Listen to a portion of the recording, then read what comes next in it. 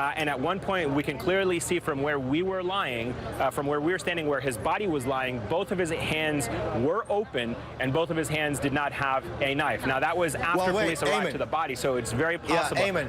Yeah. As a matter of fact, and this is important because, you're covering this story live, and you're seeing it once, and you're actually witnessing it, not knowing what you're seeing until you actually process it. But in the video that we have, that you have, that is, as you say, I mean, I don't think anybody else has this video, we can clearly see the man in camouflage T-shirt and pants with what appears to be, at least in his right hand, a knife. And take a look at this video right here. We can't really determine what he has on his left hand, but he's holding something in his left hand.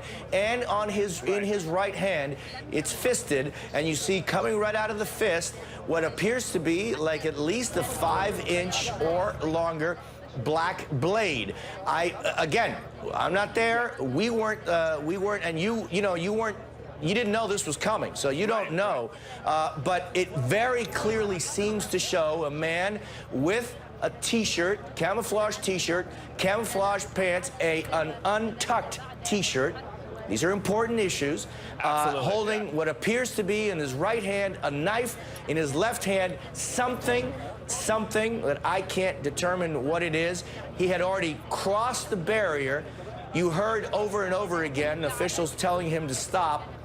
As he is running towards the Damascus Gate, open fire. But clearly, it seems to me, that he's holding in his left hand something, and in his right hand what seems to be a knife. Right, absolutely, and that's the point I was trying to make, was when they flipped the body over, when they secured the body, it was at that point that his hands were then emptied, and so that's why it was important that you were making that distinction, because our cameras were able to zoom in.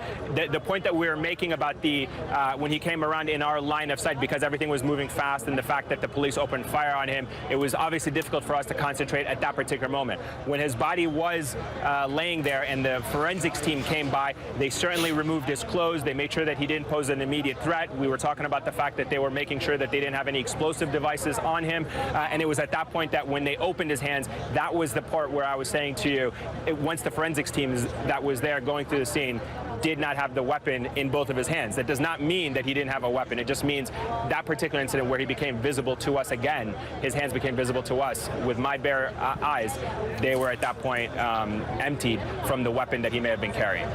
Correct.